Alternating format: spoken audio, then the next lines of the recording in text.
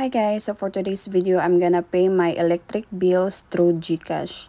Nag-send lang ako ng exact amount para ibayad ko sa electric bill namin sa GCash. So, yan, hanapin nyo yung electric utilities, press, and then find the name of your electric. Sa amin kasi is Mactan. MECO, Mactan Electronic, what's that? Electronic Company? So, MECO lang siya in short. Electric company pala yan. Just press MECO. MECO, press, and then you just put the amount. Yung babayaran ko is dapat 7,584, kaya inexact ko lang siya ng 7,600. So, I'm gonna pay 7,600 peso. Tas enter the 8-digit number, the account number of your electric bills. And then next is your account name and your email. Kasi after mo mag-pay nito is mag-i-email siya. Kaya dapat ilagay mo yung email mo for confirmation nga nagbayad ka na. So yan, lagay mo lang yung account number, 8-digit lang. Next is the account name, your name, under your name. Or kaninong name ba yan yung electric nyo. So, it's my name, it's Berlin C. Jiang.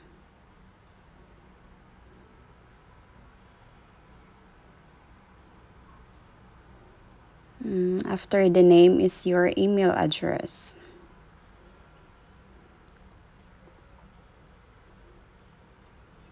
Dapat big letter lahat. Pero pwede rin namang hindi. Pero sa akin, gusto ko big letter lahat. Tas your email address. Then after signing that all guys, dapat check mo maigi para walang mali.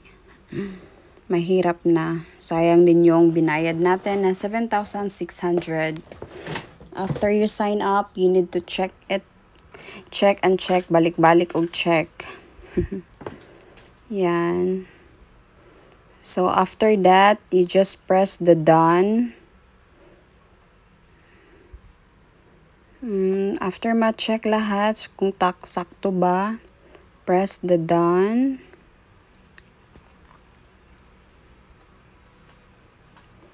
Ako natagalan ako kasi chinek ko talaga properly.